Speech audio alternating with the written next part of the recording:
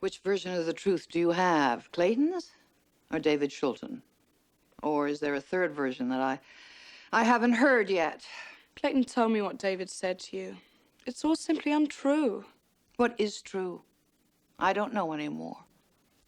Clayton was a friend to me, almost a father figure. He was just drifting through life. He'd given up on himself. He seemed so lonely. All I did was try and make him see what a wonderful man he still was.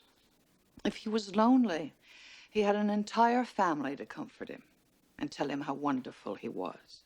I don't think any of you saw him in that light, or else he wouldn't have needed to be with me. He certainly needed to be with you a lot, didn't he?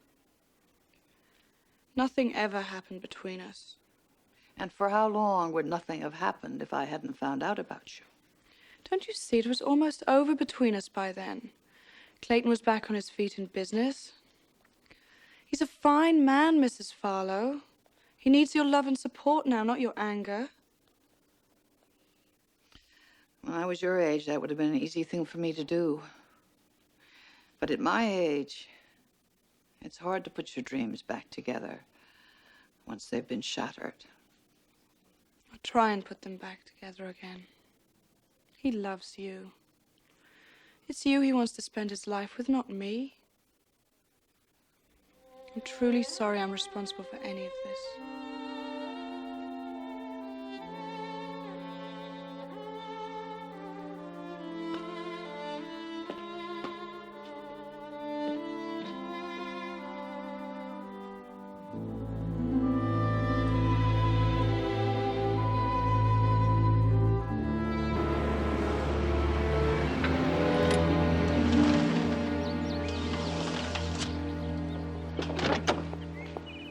Hello, do I know you? I doubt it. Might I ask what you're doing here? I came to talk to Mrs. Farlow. Oh, yeah. Well, I'm J.R. Young, and I'll bet you're Clayton's little cupcake. Oh, how nicely you put that. Well, I gotta hand it to him. He's got good taste. Say, listen, why don't you and I have dinner and you can tell me your side of this affair? I don't think so. It wouldn't be lurid enough to turn you on. Oh, I don't know. You'd be surprised what can turn me on, honey. I doubt that. I've met men like you before. You never met anybody like J.R. Young. Yeah. Mayor, it's J.R. here. Hello, J.R. What can I do for you? Well, I'm kind of worried about Clayton. They really might be able to make this murder charge stick. Yeah, that's the way it looks right now. Yeah.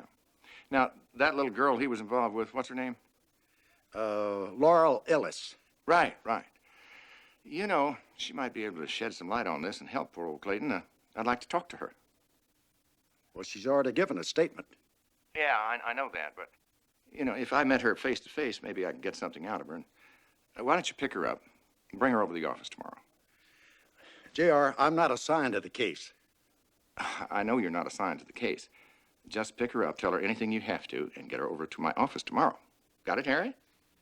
Will do. All right. I thought I was going to the police station to give a deposition. Oh, no, you're not. We're going to have a little talk. And who's that phony cop? One of your stooges? Oh, no, he's a real cop. I have a lot of influence with the Dallas Police Department. But you got to admit, it's an interesting way to set up a conversation, isn't it? I told you, I have very little, if anything, to say to you.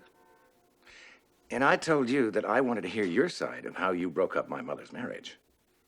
Now, what on earth did you see in Clayton Farlow? That is none of your business. Oh, yes, it is. You see, he's like a father to me. I was the first one to welcome him with open arms into my family. And now, because of you, he'll soon be gone. You don't know anything about what happened between Clayton and me. Well, I have a pretty good imagination.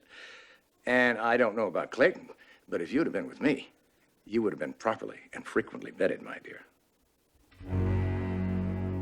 You know, I might have made love to Clayton. He's a warm, considerate person. But if I lived to be 1,000, I'd never let you touch me. You're about to learn what a lot of ladies have learned before you. Really? Never say never to J.R. Ewing.